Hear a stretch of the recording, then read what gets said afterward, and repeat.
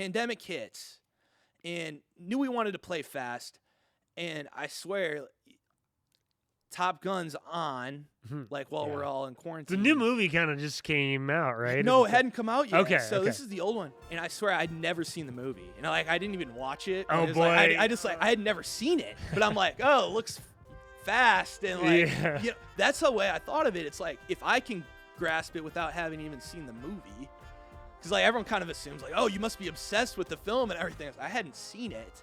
I don't know if you said. I don't know if that's. Yeah, no, I know.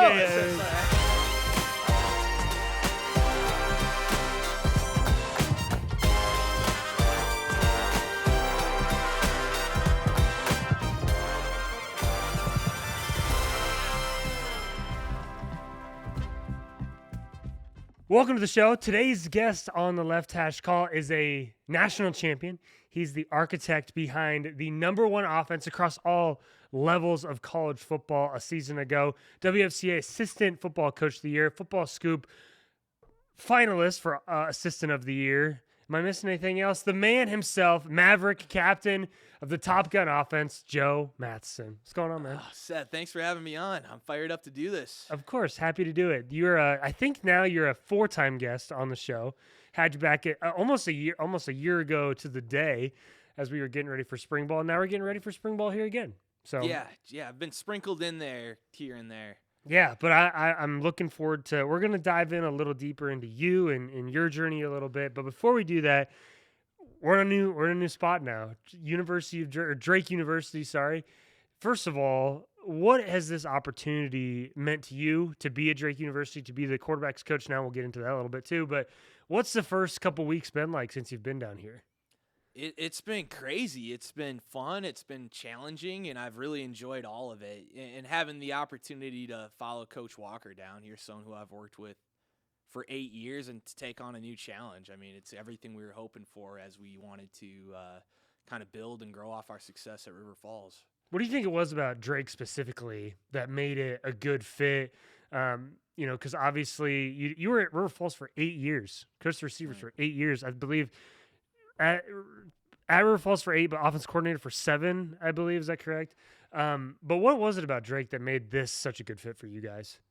Well, I think, I've worked with Coach Walker, and there's a set of values he holds, and I really like how he runs the program and treats people, and there is a lot that matched with those values here at Drake University. And obviously, being in the Midwest and being really successful and having that tough brand of football, it felt like a great fit naturally for us. Yeah, it's and just so it happened, I was down here in Des Moines, and I'm so juiced to be a part of the staff. And I honestly believe there's not a single staff that I would go back to coaching full time or full go for unless it was you guys. So very excited to be a part of the staff nonetheless. Here, I thought we ran you out of it. I mean, you got a lot on your plate. You're doing a lot of different things. Yeah. So it's been fun to reconnect and obviously all the success you've had too, Seth. Of course. I want to talk about you coaching the quarterbacks now. Obviously didn't play a position, but jumping into coaching the quarterbacks, what was kind of that decision like with Coach Walker to step into that role and turn the receivers over to Drew, who's been on staff here, had him on the show, friend of the show. But to kind of talk about that transition a little bit. Well, first of all, I played quarterback in 7th grade. Okay, I hope you know that. Yeah. Shout out the St. Philip's Falcons back in Green Bay, Wisconsin. Minimal experience there, but some. I think what it came down to was this program had been so successful, and there's some really good coaches here, and how do we utilize everyone's strengths to the best of their ability in this new staff?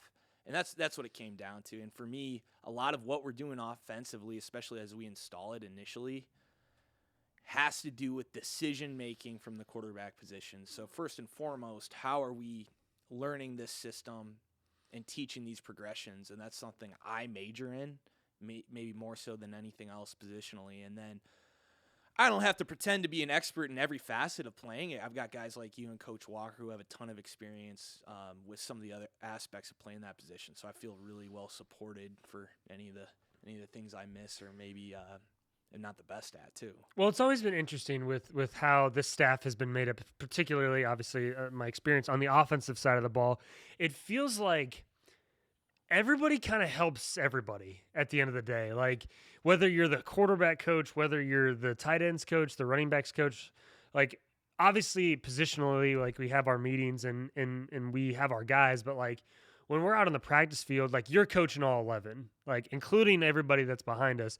Like I feel like I'm helping out the tight ends, the receivers, the running. Like it just feels like we're all kind of doing it with each other. Same with Coach Walker being more involved on the offensive side of the ball. Is that Has that been an intentional thing that you guys have done, or is that just kind of the way that things have always been done? Yeah, I think, naturally some of it was informed by the staff model we had at River Falls where, I had a chance to have receivers, tight ends, and running backs at one point. I've taken quarterbacks in meetings. I've taken, handed off the tight ends at different times. So just making sure we cover each position group with the staff that we had available to us. I think one of the positives to that is there's great alignment in everything you're doing, and there's strength in that. But like I said, walking into a situation here where each position can get more intimate coaching, it's been a fun mix so far. I want to talk about the new guys on staff. Obviously, Coach Crabb and Coach Kaiser, Coach Walker, myself have worked with you before, but specifically Drew and Tanner. Am I missing anybody else? No, I don't think so. But those guys specifically coming in, what can you say about them and what you've seen from them so far as what they're able to do as a coach? Well, I think you walk into the building and you can just see the level of trust they have and rapport they have with the current roster. And that's something that jumps out right away. Because, ultimately we're serving the players and we want to, we love the X's and O's, but that's what it comes down to, coaching that human element. And that's been so impressive with both of those guys is the total buy-in and dedication that you see from them, and it's reflected back with the players. And then the next thing is it's easy, after winning a conference title and running a very particular style of offense and then implementing a new one, be very easy to not want to buy in or believe in what we're trying to do here. And they haven't hesitated at all. There's been a ton of enthusiasm. They're just really fun to work with. So that's everything you want. Is it's going to be a process of learning and growing and developing this system with the strengths we have here at Drake, but they've made it a fun process, which isn't always the case. A lot of times you have to, obviously didn't bring everybody with necessarily, but you only had a couple of full-time assistants anyway at River Falls, but bringing these guys with, you have to kind of help coach them, and then they got to go coach the players in an offense that they're just learning. To me, being someone in the building, it feels like everybody is coming along really fast as far as the limited time that we've been able to have with them so far. But what is that? How have you seen that in the growth of everybody that's kind of taken this offense in so far and run with it? As far as obviously, like you said, it's a completely new style of play for these guys, but I feel like everybody's picked it up really quickly. Yeah, they've done it at a championship level, and I say maybe it's not surprising, right? Hey, these are some really good coaches here at Drake that have done a nice job, and that foundation's there, and maybe that's why they've been able to pick things up and take it in stride like they have so far. I want to go back and talk about you because we haven't really dove into the story of Joe Matheson yet entirely, but I want to go back to kind of your high school experience going into college. Was playing ever a thing that you were considering? Because obviously you went to the University of Minnesota and were a student coach there, but was that any part of the plan of trying to play right out, or what was kind of that experience like? Yeah, it's been a different journey for me, a different path than most when it comes to coaching, but that was something. I grew up in Green Bay, Wisconsin, and that's just a community where football is really important. So, everyone's going to be at training camp. Everyone's going to be at the games. Half your fundraisers are at Lambeau Field trying to pitch in and help out. So just being in that environment, football is within the fabric of everything you do. And I just always had a love and passion for the sport.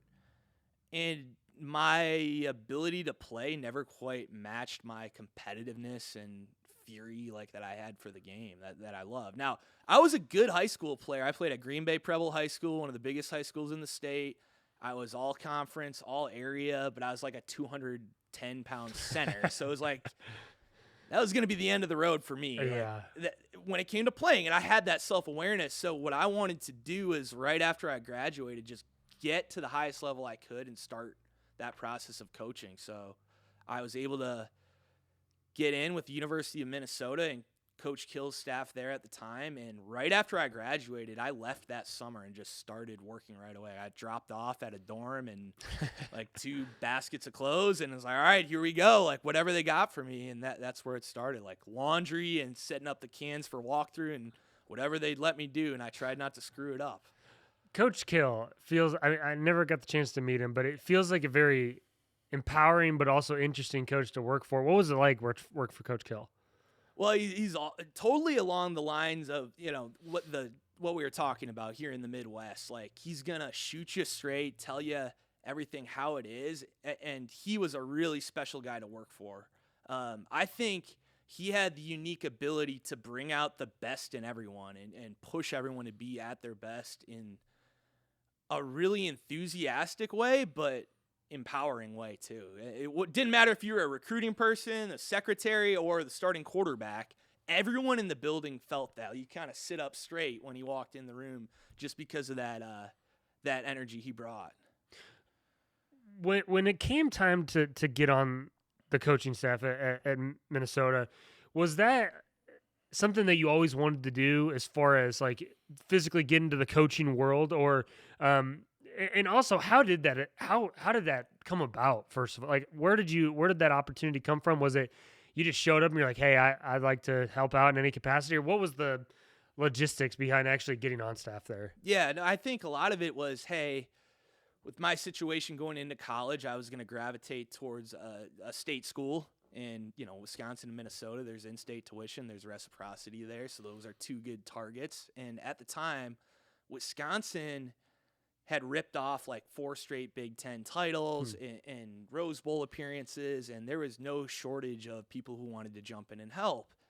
And over at Minnesota, they were a 3-win team and just made a coaching change. And I was lucky to get in at a time. Like now there's like thousands of analysts and right. GAs and QCs, and I was able to be a student assistant at a time when, all right, there's a quality control guy, 2 GAs, and then myself at the time when I was a student assistant. So I didn't know how lucky I was to get that sort of access and get to work with incredible coaches and learn how to compete at a Big Ten level and see that program go from 3 wins to 6 to 8 and 4 straight bowls. And it was a tremendous experience. But yeah, that was always the end game. I wanted to work my way up to that level. One of the guys that you got to work with was Coach Zabrowski, who's now at the University of Kansas. A lot of inspiration over the years from him. And what was it like working for him? And also, what's that relationship still like today? Yeah, I mean, Coach Zabrowski, he's one of those guys, like, I mean, he's been at the high school level. He's been at the Division III level as a head coach, as an offensive coordinator. He's been all over. And then, of course, he's been in the Big Ten. So there's just that genuine nature to him where he's always curious. He's always learning. He's always coaching, no matter what it is. And then the level of creativity he brings, like he's always tweaking something. He's always adjusting something. He's the perfect guy to clinic with because he's got that spark of genius. Like he's always bringing something new to the table. So just maintaining that relationship, whether I was at the D2 level, D3 level, or whatever, he's always, hey, send me some of the stuff you're doing. So somebody like that just motivates you to continue to improve throughout your career because he's accomplished a lot. So I'm lucky to have a connection like that with someone who continues to evolve and innovate no matter where they're at. One of the things that I've heard you tell some stories about your time at Minnesota, whether it's like nightmares with setting the film up, but obviously not a lot of guys to like you said, there wasn't a million QCs and all this stuff. Not to put you on the spot, do you have any stories of maybe, oh my gosh, I can't believe that happened? Do you have anything like that from when you're in Minnesota that you would be willing to share? Yeah, I'll pick on Coach Zabrowski because, again, he's someone that I've been connected with. But yeah, you're always in that staff room grinding away, and we were, a banded team. So, you're worried about making sure the first and second half bands are numbered correctly and everything is aligned. We have 3 different sets of game plans. Everything checks out. And it was my job to type up a couple of the sets of the game plans. And I remember the coaches could go home after, on Thursday night after our walkthrough. And I remember Coach Zabrowski wrote down like the third down pass calls on like a napkin somewhere. And, like, I had to have thrown it out or something because I could not find it. So I was so nervous to call him, and like the hours were just ticking away, and I had to get it done. So I just remember I finally called him, and he's like, just rattled him off just like that. Just had it memorized. I was like, yeah. So it's like you never want to be that guy like to lose all the key. It's probably the Wisconsin game or some critical rivalry game, but. I think he didn't even need the game plan, so that was a nice thing. He was able to rattle that off.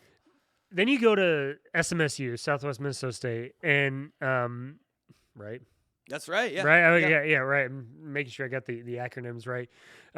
Getting that first full-time job out of Minnesota. Mm-hmm. What do you remember about that experience and kind of that first experience of, hey, like I'm in this thing. I know that's kind of your first GA spot. But coaching the tight ends, then what was that whole entire experience like working there? Yeah, well, it really came from, you talk about this profession and how connections matter. Well, Corey Sauter, who's the head coach, is a legendary player at Minnesota, held many of the records and played in the NFL for years. And he came and clinicked with us as a staff. So we had a connection there, and he hired me, and we had a chance to go down to Marshall, and it was great just having my own room. And then I would say really the recruiting aspect too, Division II recruiting and having a territory and learning how that all works versus being at a Big Ten school. Very different and very good experience. And also a different style of play. Coach Frana and Coach Sauter, two of the most innovative minds in offensive football, I would say, that I've had a chance to work with, did a great job back then implementing some of these tempo principles that we're still borrowing from today. So that was great just to be a part of something very different than what I had at Minnesota.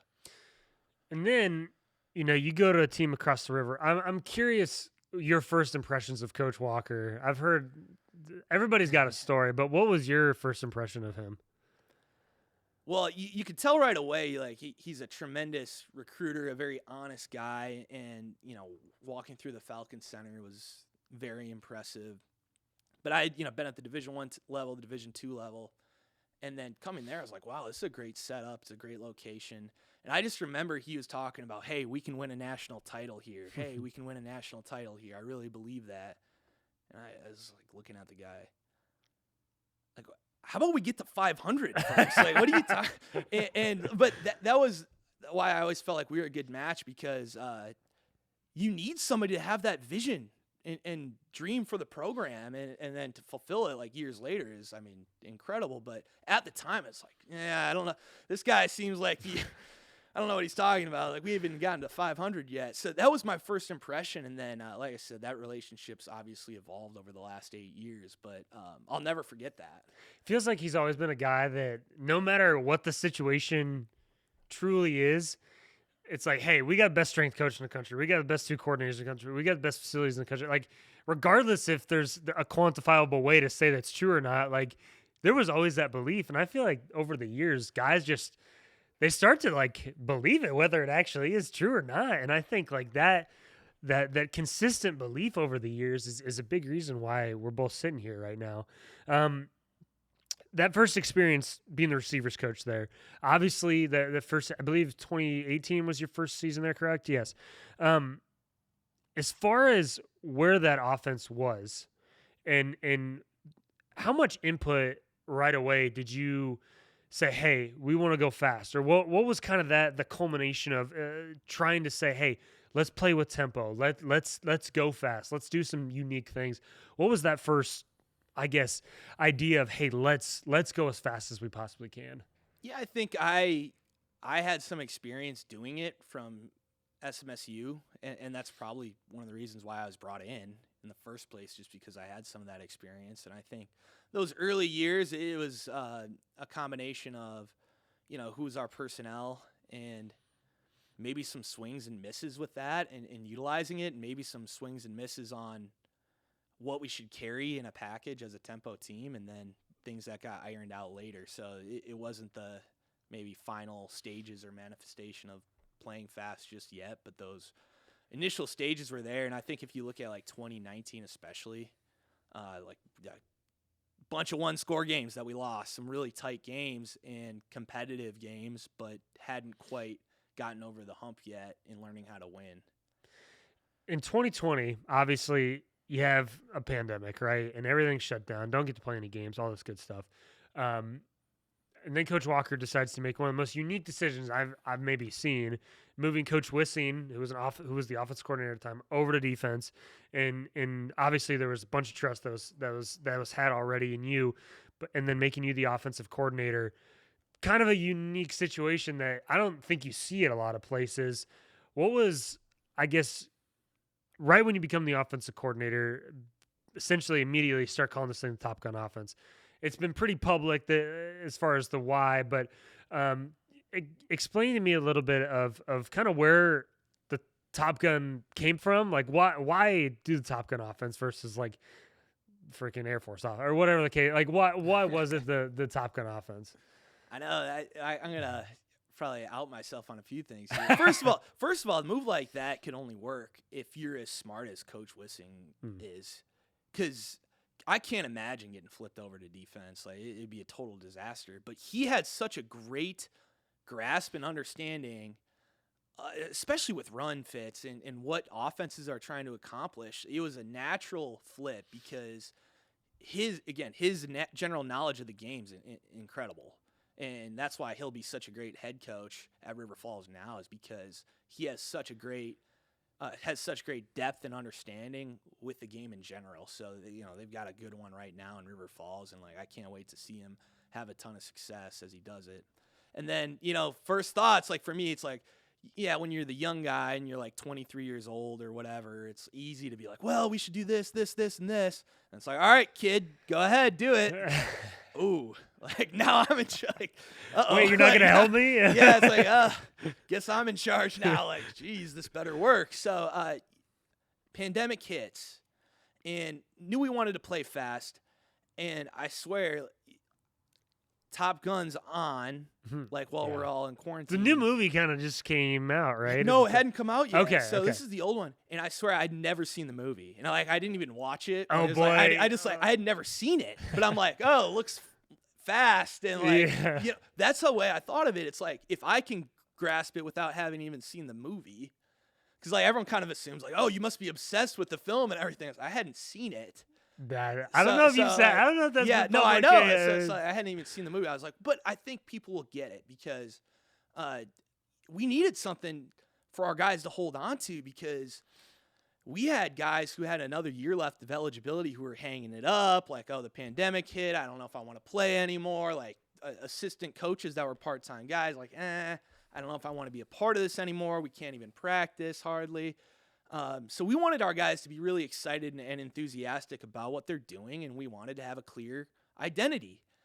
And I was a little afraid to bring it up to our head coach. So I was like, God, is it too cheesy? Is everyone going to make fun of us and clown us? And then it goes back to what he said publicly. It's who cares? Right. It's if we get beat, everyone's going to clown us. They already do. I remember a year ago, we played 4 quarterbacks, and we lost by 2 points on the road at lacrosse, and they're just blaring, danger zone and Top Gun, and which is their right. Great if they want to do that. Great. We have fun with it. We embrace it, and that was the one thing. I could walk to just about any school in the metro in Minnesota, and Top Gun offense. You guys play fast, and that's what you want, right? They understand that. So if that's something that interests you, or you almost know, it's almost like a prerequisite if you walk in the door for a recruiting visit, hey, this is something I'm interested in and want to be a part of. And that was a big part of what we wanted to accomplish with that. You see football in a way I don't think I've seen, and maybe this is just ignorance, but you see football in a way that I don't think I've seen anybody else think of it. And that you see the entire picture. You see all 22 guys on the field, and always having an answer for everything. It feels like when I was playing for you, when I was coaching for you, and now I'm coaching for you again. It feels like there's always something that we're going to have an answer for. Is that a Minnesota thing, an SMSU thing, just the way that you operate, or where does that even come from? I think a lot of that comes from getting your butt whooped and getting beat and losing. And that was why I think, going back to 2020 when Coach Wissing took over the defense and I took over the offense, just being really competitive in spring football, being really competitive all the time and tweaking things and finding answers. I think that's where a lot of it comes from. And then if you're going to play fast, naturally you have to have those answers built in. It's informed by the scheme. And I think that's what a lot of people don't always understand, why sometimes the concepts don't always translate well when you steal some ideas from tempo teams or you dabble in it, or vice versa. Why can't you just run a bunch of plays fast? That's usually why. It's informed by that philosophy.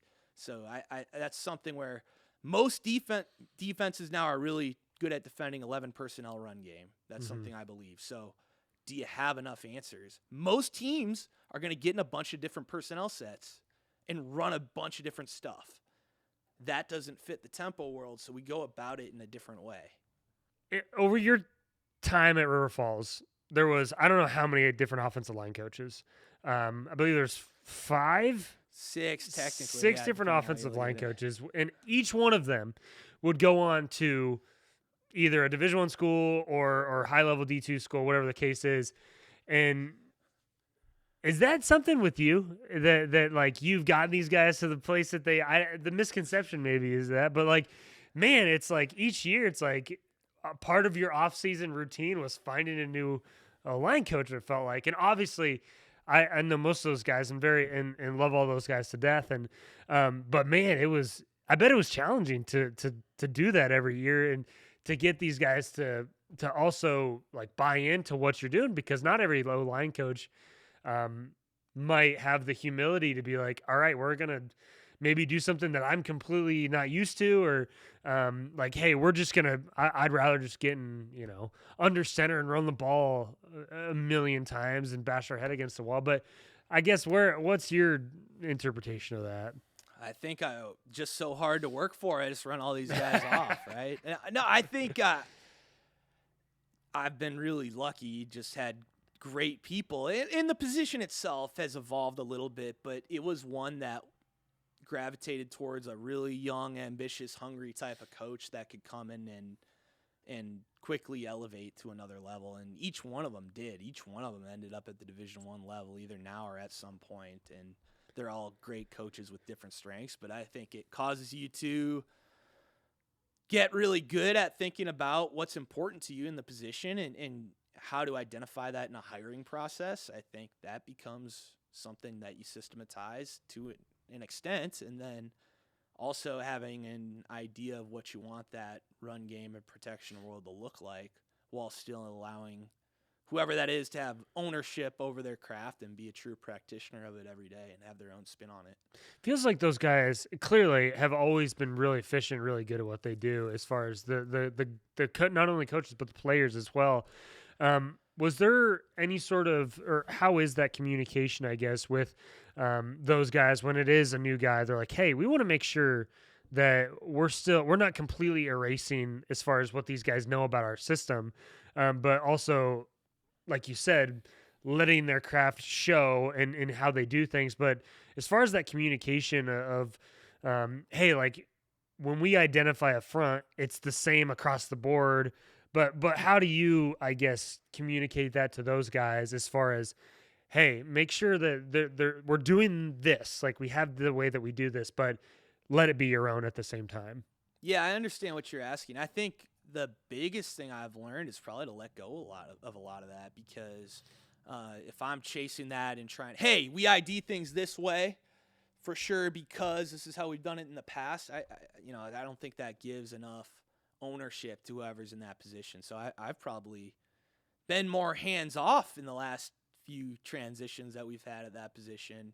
And I feel like that's an insight. Like that's something I've learned, is you really got to leave space and allow them to have that freedom and let them work it out with the leaders of the group and let that happen organically. Social media is a wonderful place at times. It's also confusing at times. And it's funny, like when people ask me about, oh, what would you consider the Top Gun offense? Like, what is it? And they're like, it's air raid. Oh, it's triple option. Oh, it's a lot of things. I know you've coined it's six back offense is truly what it is. do you think, what are some misconceptions that you continue to hear, see, or think are out there about what we do offensively, that you think maybe you want to write or think that it's completely untrue? What are some of those misconceptions that you think are out there that maybe are not at all true? Well, the one you don't, everyone thinks it's soft, or people, that's probably the Right. biggest misconception, or not, and that's something that's always on tape. But like, hey, it's a soft style of play, and it's not one you want to have out there. But the rest of the misconceptions I like, because I would say, even for yourself, like, you played in the system, but hopefully now you watched us last year and you're like, what the heck are they running? Totally. That's something that I hope we're doing when we're at our best, is just continuing to like, you're really working that chair there. Chair got totally. Let me. Yeah, it's probably that extra bit of lunch that probably did you in. Just learn it. This is a test run with the chair, so you gotta learn how to use it. I think these are probably the first butts to be in these chairs in the new. I certainly don't know if these are brand new chairs, but very grateful to Coach Walker nonetheless for supplying these chairs. But yeah, going back to like air raid team, right? We probably ran a lot of air raid concepts in 2021, and then maybe the quarterbacks we had weren't as tailored towards it, or I thought it was getting really well defended. And then you spin in some other directions, and I love that process, though. Or what's next, and what can we add, and how can we master it within the system we're running. I would totally agree. I mean, I played and coached 22, 23, went to a different school in 24, and then now back with I was kind of the traveling media team for a little bit last year, but I'm like, I still know the dang signals, and I'm looking over. I'm like, I don't know what that is at all. And or you're seeing a concept and you don't. But that, I feel like each year it's like there's this foundation that's always going to be true, and then every year there's these levels and layers, and it's like a dang onion that you're trying to get to the center to. And I feel like it's been evolving every year. And not only that, like, you've had to play with different quarterbacks, or you've gotten to play with different quarterbacks, exactly, right? Like Cole Hendrickson, for example, elite decision maker, right? And then you go to Caleb the next year, or even go back to Ben Beckman. But then you got Caleb, who unbelievable athleticism, and also just kind of an all around, like, can freaking do it all. But then in 24, you play with Cade and Ben and Riley as well, and then obviously Caleb comes back for that sixth year. It's certainly a system that has had to evolve with whoever is at the helm, but obviously nobody did it as good as what Caleb was able to do. But when you think about that, what kind of comes to mind as far as the versatility and being able to play with a bunch of different type of guys? Yeah, I think it's our responsibility that we want to build a system that's going to amplify the strengths of whoever's playing in it. And I think that sounds really good in a podcast setting. To actually manifest that, that's a harder thing to do. I think, like, in 2024, you play 4 different quarterbacks. It's one thing to play a different quarterback every year. Playing 4 in the same year, it makes it harder to do that with a system, because you're naturally going to tailor it towards one. So it forces you to really think about, what are the principles of what we're doing, what's never going to change no matter who's pulling the trigger, and then what can you do to help those guys. And then I think there's a common trait with the best ones, and it's always the ability to post-snap process and just make decisions. And I think what we're always working on is, how do we have the maximum amount of answers built in, and then how can we reach the proper decision quickly post-snap. That's the hard thing, is bridging the gap, because probably been good at one at times and not as good at the others. And you're a quarterback who played in it. You probably understand exactly what I'm referring to. In 2025, it feels like you've had the same quarterback. You've had similar skill players. You've had a lot of similarities on how the defense plays, but 2025 clicked in a way that has never been done in Division III offensive football. To you, as the coordinator, the man behind it, what did you feel like, I guess, clicked differently than in years past? I think that our quarterback was outstanding. I think that helps, and we were just able to get him in a position where he felt really comfortable. God, oh Something's going on with this chair. You want to try that chair? You want to hand that chair No, off? it's the same problem I'm running into. I'm just Jesus Christ. Oh, All right. goodness. Anyways, oh gosh. All right, quarterbacks. Yeah. Obviously had you on the show both right before the national championship and then right after the national championship as well. I feel like the question that I continually asked was, how does it feel? How would it feel if you won a national championship? And I feel like a lot of what everybody would say is like, man, I haven't even thought about that, or like it hasn't even set in yet. Now it's March, obviously, and new school, a lot of has happened since, but I guess when you think about this past year and winning a national championship in a place that some probably would never think it would ever happen, have you been able to kind of put it to words what it's meant to the program or to you and to I guess the staff? How do you even describe last season and everything that it brought? Yeah, I think talking about a national title, like I just never really thought of it as a goal for myself or a team I was a part of. I just never really thought I'd be in that position. We were just worried about, like I was saying, I was more, hey, let's get to 500. Let's get these little victories. Let's continue that process. And that's really what I love to do. So for that reason, oh, wow, we made the playoffs. That's great. And then just taking it week by week. That's why we were able to do what we did last year. So I think about like what an incredible team, what incredible toughness. Like I love all those kids we got a chance to work with and been through so much together, and it's something none of us will ever forget. But then if you're a competitor and you truly love this game and you are who you say you are, it's like you're kind of like, well, what's the next challenge? What's the next thing? Like what can I do to improve? It's a growth business.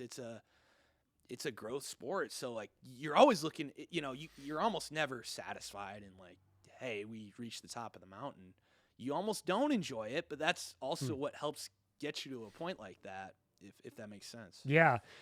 When you're in the moment, when you're at Tom Benson Hall of Fame Stadium and you're in Canton, Ohio, and you're up in the press box and you're like 5 minutes away from calling the national championship, was there a moment where you're like, wow, we're actually doing this right now? Was there any sort of moment like that for you? Not until we took the final knee. I mean, really, like, I think if you ask anyone who is around me or knows me, all I could talk about the next 2 days was like, how we screwed up in the red zone and didn't like the play calls. And it's like, that's what gets you in those positions when you're calling plays that fast and that locked in and focused, like you can almost only pay attention to the little details and trying to perfect it and iron it out and adjust and fix what's happening to the point where you're oblivious to the end result. So everyone's like, what's wrong with you? You just won the national title. It's like, well, no, we could have scored like 4 more times. Like, that's what you think about. But that's the craft that you love and almost the obsessive nature that comes with, I think, calling a system like this. When you talk about maximizing a potential, like it feels like there's no better example than what you guys did at River Falls, especially over the course of your time there, but also last season. But then there always comes a time that it's time to move on and it's time to continue to grow and get better. It feels like and Coach Walker's been very public about it as well, but always reserving the right to like, hey, it's your career. You get to do what you want, and ending up at a place like Drake feels like the best next step that you guys could possibly take in this profession of college coaching. Yeah, really fortunate to have the opportunity. Like I had, River Falls is such a great place. It's such a great job. I think I was hungry and excited for a chance to start over and install a system and evolve it with a new group. That's I really love that process of doing it now. Put my money where my mouth is here. Like we're starting from scratch, and it's like, oh my goodness, it's daunting. But that's what you want. You want a new challenge, and I think that keeps driving you to be better in your career. And it's never like, it's not to say one's better than the other. It's just that excitement to continue growing. And that was something that when the opportunity came, I was really excited about. we're approaching spring ball. I believe when this episode will go out, spring ball will be a week or two in. But what are you most looking forward to with this group? Most looking forward to with spring ball, and I guess what's kind of your mindset going into any spring ball, but also as a first season here at Drake? Well, it's so great that I have Coach Walker here too, because especially with this system, just that whole process of it's gonna look ugly. The execution's gonna be poor at first, and then the improvement that comes with that daily work. I just love that aspect. I love starting from here and then feeling unstoppable on a Saturday at some point, whenever that comes. And we have a lot of work to do. We have a lot of work in front of us, just because that's how it works when you play with this sort of tempo. That's simply just how it works. So but I love that process that comes with it. It feels pretty wild because, left River Falls to go coach at Simpson, and then got out of coaching full time and started doing graphics here at Drake now. And then, as this whole thing would have it, you guys are here, and so grateful to be a part of it. Grateful to you for allowing me to be a part of it, and so excited to be back in the office and helping you with the quarterbacks, helping the offense as a whole, helping the team as a whole. But grateful for you and so excited for this year, man. Yeah, I'm fired up, ready to go, and I can't wait to just be back on the field, getting after it. Yeah. Appreciate you, man. Appreciate you.